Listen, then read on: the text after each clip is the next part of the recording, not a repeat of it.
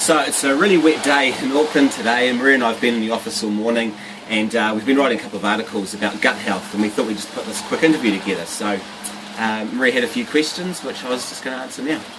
So how linked is your gut and brain then? Well, they're completely linked.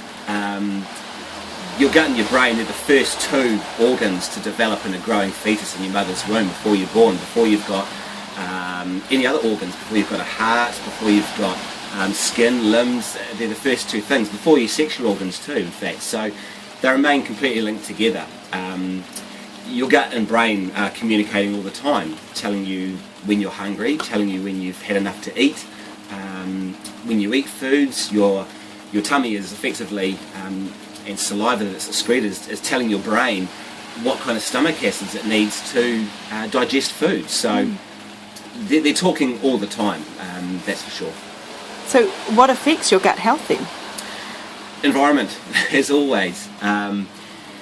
Food directly is what affects your gut health. Now this is obviously good foods affect it in a good way to create good bacteria.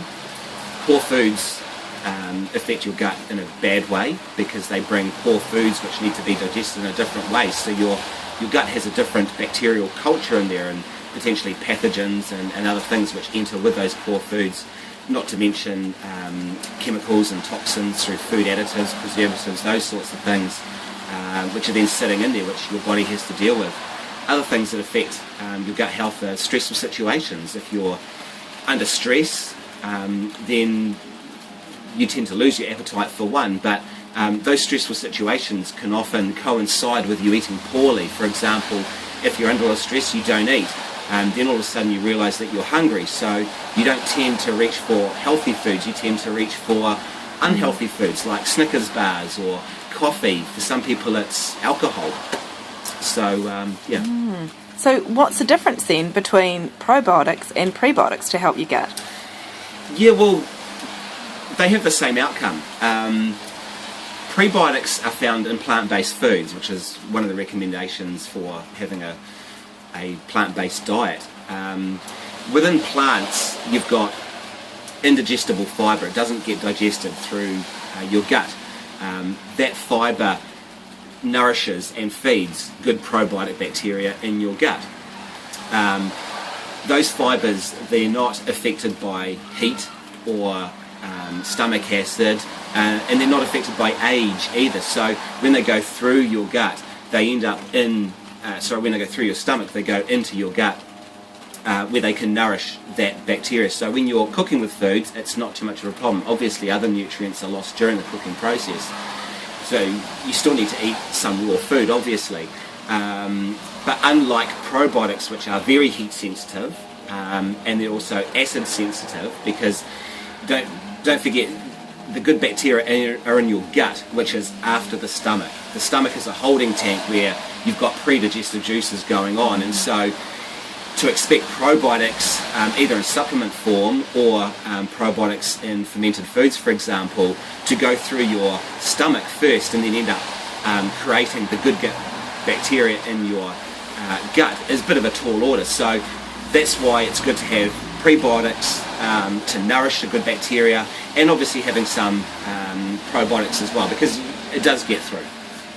So you do get enough that goes through into your gut then from what you're consuming of the probiotics? Well, yeah, I mean, you look at fermented foods, obviously, and there's a huge amount of research which shows that fermented foods can positively impact your intestinal flora and fauna just on its own. So yes, they do.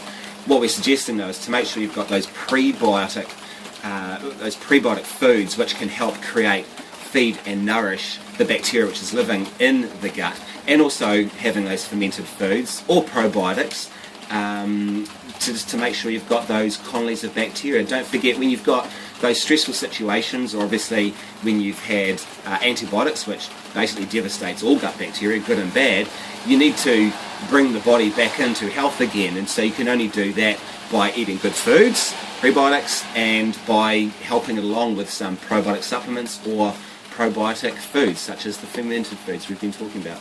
Okay, so what are those types of foods to eat then? Well, the prebiotics you'll get by default just by eating veggies. So that's really easy. Whether they're cooked or not an issue. Probiotics, however, are available in fermented foods. Those are things like kombucha teas, kefir. Kefir's really nice, just as a drink, a refreshing drink. And fermented foods such as sauerkraut. There's a lot of fermented foods. Different cultures have their own fermented foods. So miso is fermented, that's fermented soy.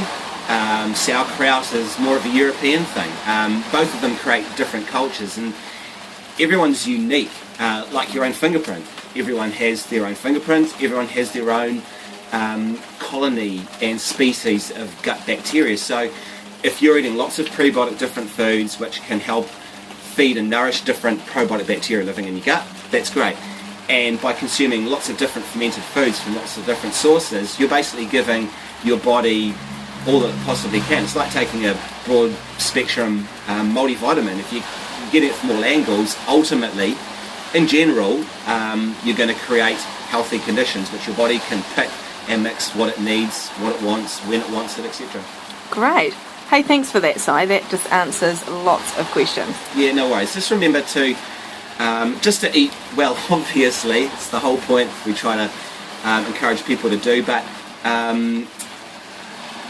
make sure you're getting your prebiotics through your plant-based foods, and at times of stress, prolonged stress, or at times of sickness, or you've had antibiotics, then just make sure that you've got those prebiotic foods, the fermented foods, both solid foods and liquids obviously, or take a probiotic supplement. Just do all that you can.